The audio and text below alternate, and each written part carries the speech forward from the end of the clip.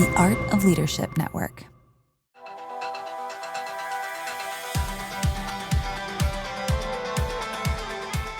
Hey leaders, welcome to the LeadCulture podcast, part of the Art of Leadership Network. I'm your host, Jenni Catron, CEO of the Foresight Group.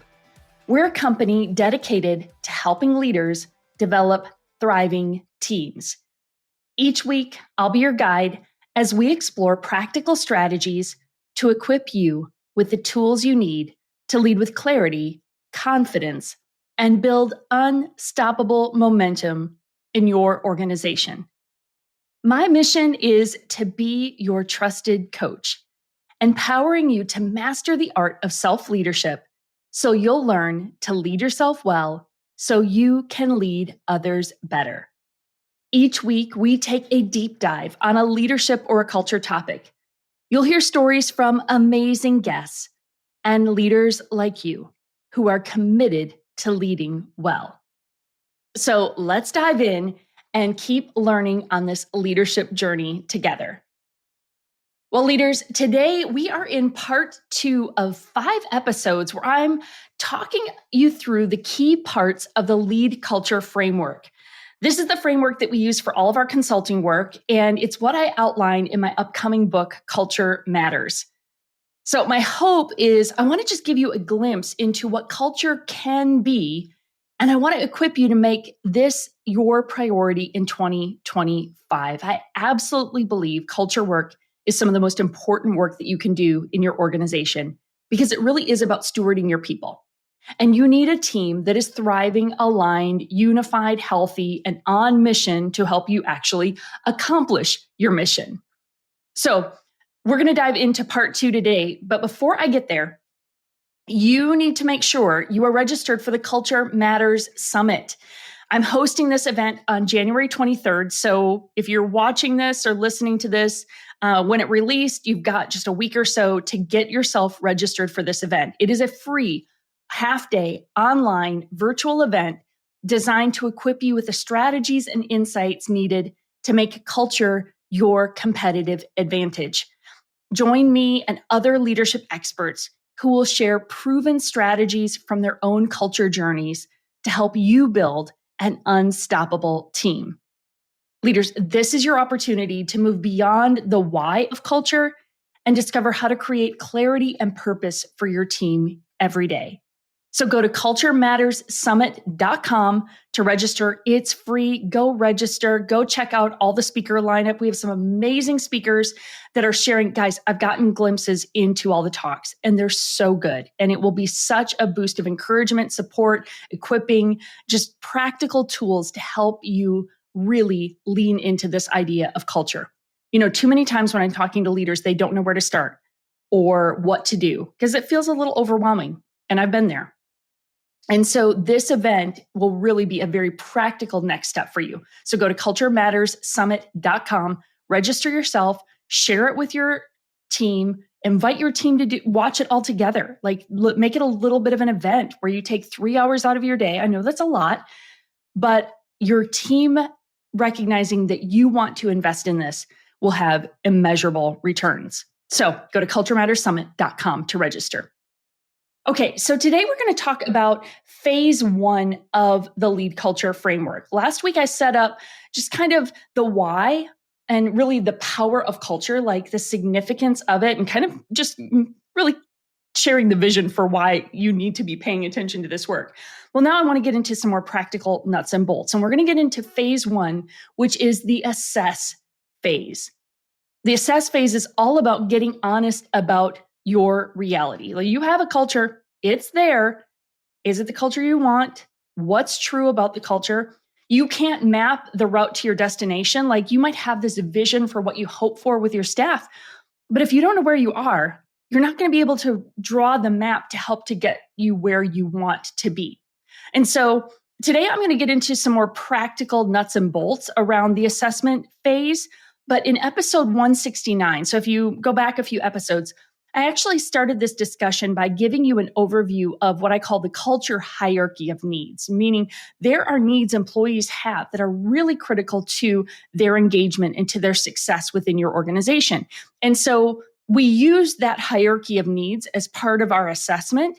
So if you haven't listened to that episode, go back to that even after. You don't have to listen to them in order necessarily. You can finish this episode, go back to 269, and then kind of catch up on the hierarchy of needs, because I share the important relationship between clarity and trust. And this is a crux of everything I'm finding in our culture work.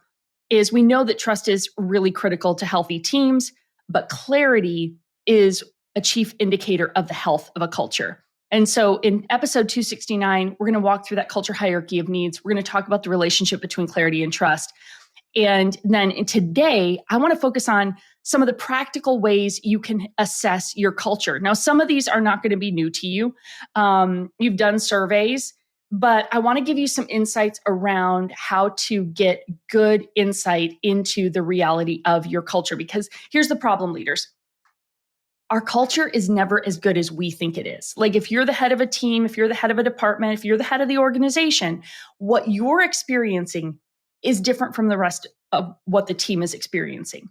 And so you just need to know that, because it's going to take some work for you to get to the truth of your culture.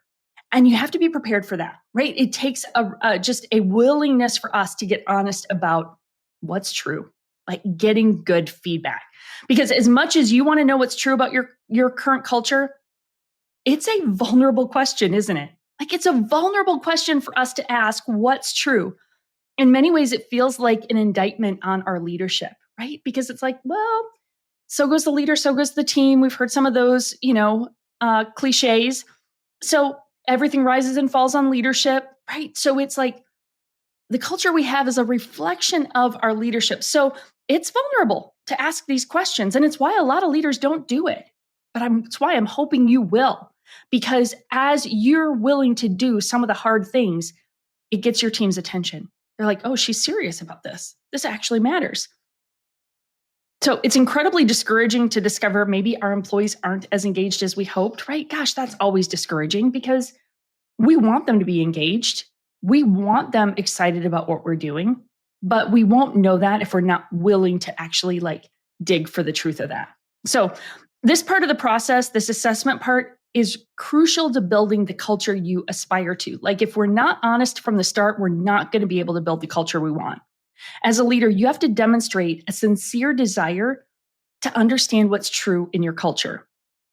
And this requires you to lead with emotional intelligence. You hear me say all the time, lead yourself well to lead others better. That's about emotional intelligence. That's about our need to be self-aware of our fears, our frustrations, our insecurities, and then conscious of how those feelings are showing up to the team, right? If you embark on the assessment phase of the work, wanting to get feedback, but the team can tell you don't want to hear the bad news, you're going to be dead in the water. You're not going to get good feedback.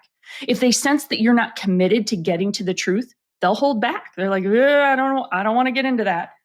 It's equally as vulnerable for the team to give honest feedback about what they're experiencing in the organization. So I'm going to be honest, this is a vulnerable process. Like doing culture work is vulnerable work. But that's why it's so rewarding. That's why on the other side of it, it matters so much. So you've got to be willing to be vulnerable as the leader, going, I know I'm going to hear some things I don't necessarily want to hear. But you've also got to set a context and an environment for the team to know that it's okay for them to get honest, for them to get vulnerable as well. Because both sides are going to have to get honest in order to help us move forward in a healthy way. So before I make it sound too ominous, however, there are some wonderful things you're going to discover about your culture as well. That's the good news. In addition to maybe some hard truths we need to hear, we're going to find some really great things. Both are going to exist. There's no perfect culture. We're a bunch of messy humans aiming to do really good work together. And there will be both beauty and chaos in the work. It's just part of it. So prepare yourself for that, right? Celebrate what's good and be open and receptive to what's not. So assessing your current culture requires a combination of anonymous surveying of the entire team. So we want to, and surveys are not anything new to you. I want to give you a couple thoughts around that though, how to do this well, as well as focus group conversations using the hierarchy of needs as your framework for the assessment. we're not going to be able to get into the nuance of all of this. The book will give you more in-depth work. If you work with one of our LeadCulture certified coaches, they're going to even take you even deeper into this work. But at a high level, you're going to want to survey your entire team just to get a pulse. And then you're going to need to assemble what I call a culture team to help you dig in even deeper. So we're going to talk about those two things today. Let's talk first about surveys. In the assessment phase of the LeadCulture framework, you're really creating the map of your cultural landscape, right? So each tool in the assessment process is providing a bit more detail to help you understand the terrain. Like, what's the terrain that you're operating in? You're on an expedition to find the best of your culture, but you're also going to discover some pitfalls, some obstacles. Both offer insight and clues to help you get to your desired destination. So we've got to just dig in because these are tools for us to do really good work. An employee engagement survey is one of the tools that you'll use in this phase. And it's the key one. Like, it's pretty key to the assessment phase of the work. Now, surveys are a very common tool for getting feedback about your organizational culture. I suspect you've probably done one at some point or another. The question is, are you doing them consistently? Is it a good tool? Lots of questions there. Lots of resources, and there's plenty of opinions about the use of surveys for gauging the health of your team. There's some pros and cons to it. At their best, surveys are a tool to help you acquire valuable feedback from your entire team. So that's what we're aiming for. Valuable feedback from the entire team. Everybody has a voice. That's the important part of a survey. However, they're not perfect. So I want to look at really quickly, I'm going to give you some pros and cons of surveys because you're already probably thinking of them in your mind. So I want to acknowledge some of your thoughts around this. So the pros of surveys, here's some of the pros. They provide an opportunity for every team member to give feedback. So everybody has a voice, like I said. Secondly, they give you comprehensive feedback from throughout the organization and not just the loudest voices. So a lot of times the people who get your ear the most are the loudest, the most outgoing, the most opinionated. That doesn't always reflect the truth of the entire experience. And so when you do a good anonymous survey, you're getting comprehensive feedback throughout the entire organization. You're hearing from everybody. And they provide data to inform further discussion and discovery. So this is one of the things that I think is really important about surveys is they're not an end-all be-all. They are just a tool, but they start helping get you pointed in the right direction. Now, here's some of the cons. If employees are fearful of how leadership will respond, they may not be fully honest in a survey. I see this happen all the time, right? If there's not a lot of trust in the organization, if employees are just afraid of what might happen, if they're afraid of retribution, which is a psychological safety thing that shows up on our hierarchy of needs, they might not be fully honest. And that'll cause us to have to do some deeper work. A con of surveys is that they often result in more questions than answers. So you'll get some data back and you'll be like, oh my gosh, I'm so confused about this. That's okay, because it shows you where to keep asking more questions and where to probe for further insight. So sometimes they're not going to answer every question for you. It's going to force you to have to dig a little deeper. Another con of surveys is that timing might influence results. So they can be influenced by when they're taken. For example, if it's a busy or a stressful season, it's likely to be disproportionately reflected in the results. So I'm not saying you look for like the time that the team are the happiest, right? You don't want those extremes, like the extreme like great days or the extreme hard seasons. It's like try to find something that's kind of middle of the road, that's not right on the heels of a big transition or a challenging thing, but also not right on the heels of a big win of some sort. Like kind of try to find that middle ground for the time when you take the survey. And then interpretation can be subjective. So it's a tool. You got to be smart about using the tool because it's not the gospel. So, but it's still a very helpful tool, and we'll talk more about that. Now, I want to give you just a little thought that this is kind of a contrarian view I have on surveys. See, a common practice for a lot of surveys is to provide benchmarking against other organizations in your industry. And I understand it. We all kind of want to know how we measure up. We're kind of conditioned to do that in everything. But I don't like this practice because I've seen it become a vanity metric that often becomes more detrimental to your culture. And here's what I mean by this. By seeking to be a top organization among your peers, the goal becomes that designation rather than truly building a healthy culture. I want you taking a survey because I want you getting good information that's telling you how your team is doing so that then you can take action on that to build a healthier culture. But sometimes when we do some of the tools that are benchmarking us against others, and they're great tools, I'm not criticizing them, but I'm criticizing how we use them is what I'm criticizing. In some organizations, this is manifested in pressure on team members to answer the survey in a way that they hit their goal of being a top organization rather than answering the survey truthfully. And that's what I want us to avoid.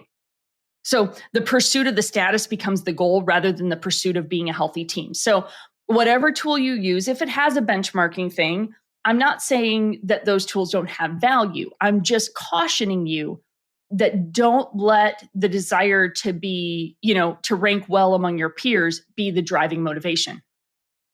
I don't find that helpful or useful personally. My conviction is that every organization needs to benchmark against themselves by creating a survey that evaluates two key things: the core needs of every team member, as described in the culture hierarchy of needs. So like just core needs that every team member has, and then customized questions that are designed to assess how effectively you're reflecting the culture you aspire to. So part of what you'll learn through the LeadCulture framework is that we're helping you define the culture that is unique to you. Your culture is who you are and how you work together to achieve your mission. That's my definition of culture.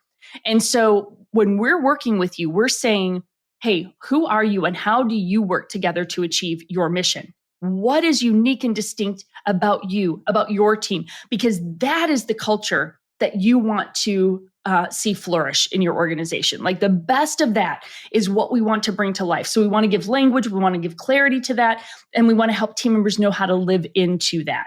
Well, you need questions that are customized then for what you've defined as important in your organization. And we're going to talk more about that in the next phase of the work because that's the definition phase.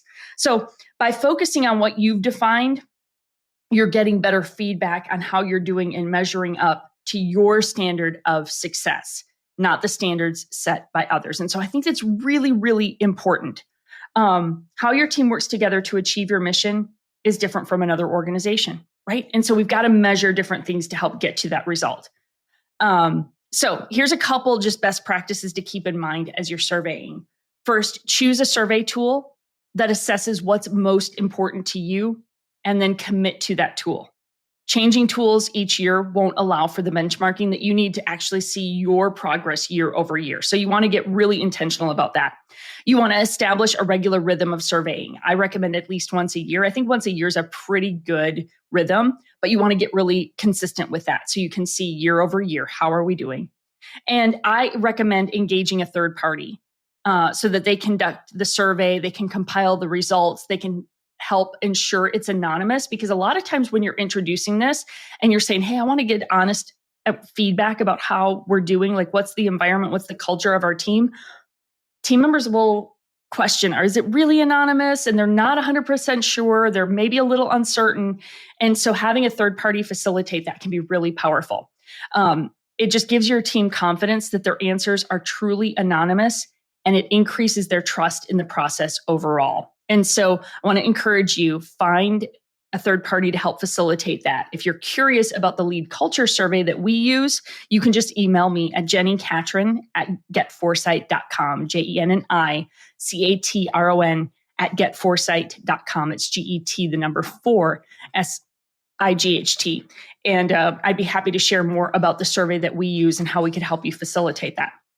Okay, second thing in your assessment. So you're gonna do a survey. You're going to get good data. Then you need a team to help you start processing that data together.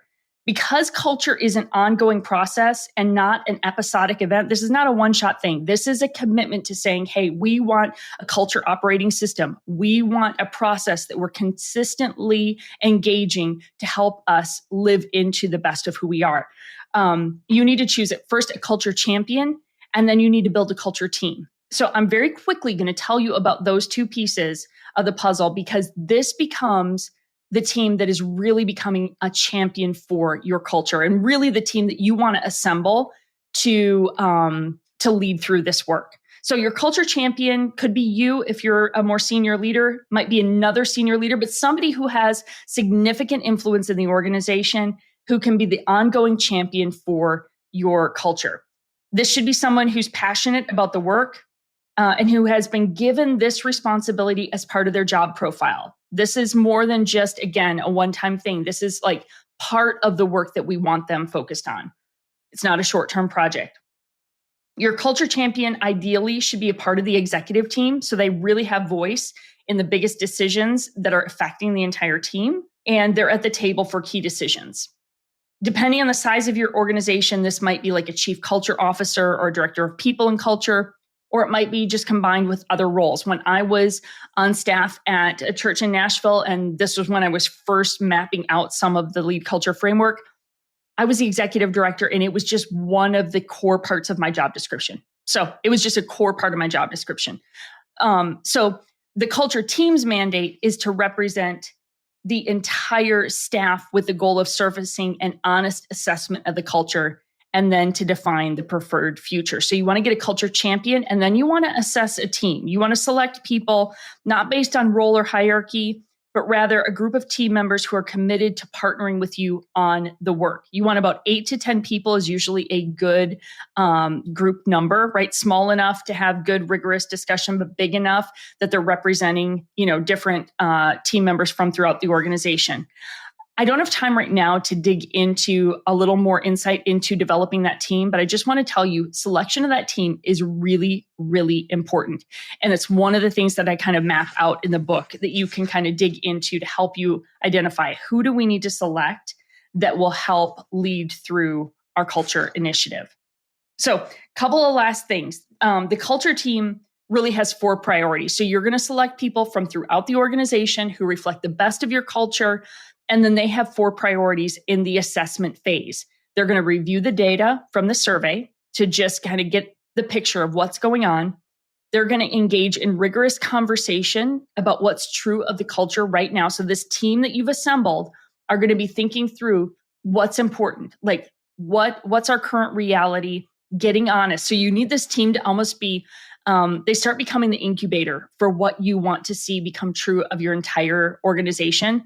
So we need them to start having those hard conversations of getting honest about our reality. Number 3 is they need to mine for and commit to honest evaluation. So you don't want everybody just sitting around the table saying, we're awesome. And you might be really great. Maybe your culture just needs a couple little tweaks, but we need them to get honest about those tweaks and not just pat themselves on the back that everything's awesome, because there's, again, no perfect culture. And then number 4, they need to determine what additional assessment work is needed. So remember, I told you when you do that survey, there's going to be some question marks in there. You're like, I don't understand this data. I don't understand what they're saying right here. This is what the culture team is going to be talking about together to try to make sense of, hey, what are we seeing and how might we dig a little bit more for what's true in the culture. So I just gave you a fast flyover.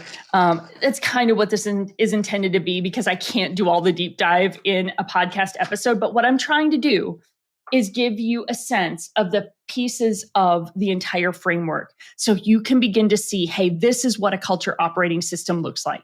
And it starts with this assessment phase where you get honest about what's true about our culture. You can do that through surveys. You assemble a culture team that starts to dig deeper into that. So you can go, okay, here's where we are.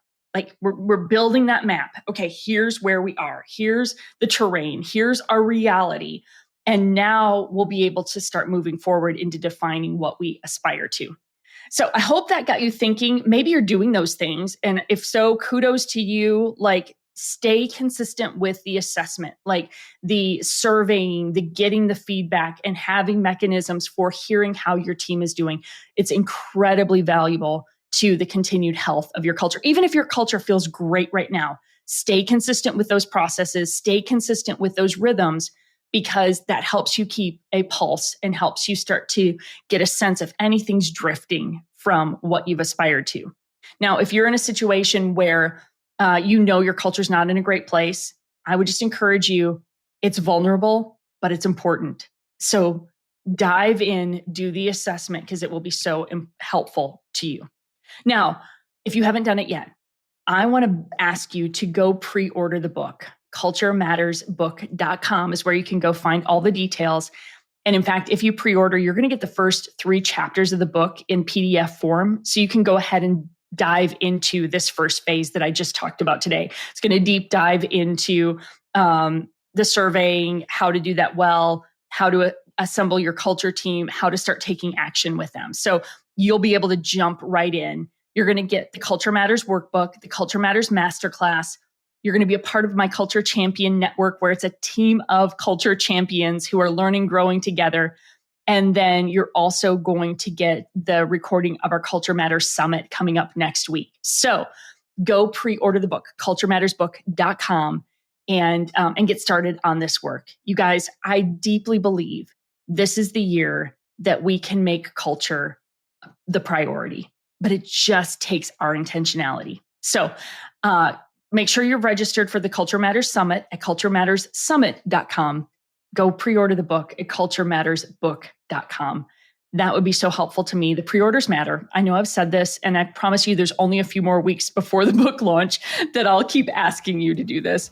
I try not to make a lot of asks, but this is one that's really important to me, that the more we pre-order, the more publishers know that this book matters, that people are interested. And so your support early is really, really helpful. So if you would, go check that out.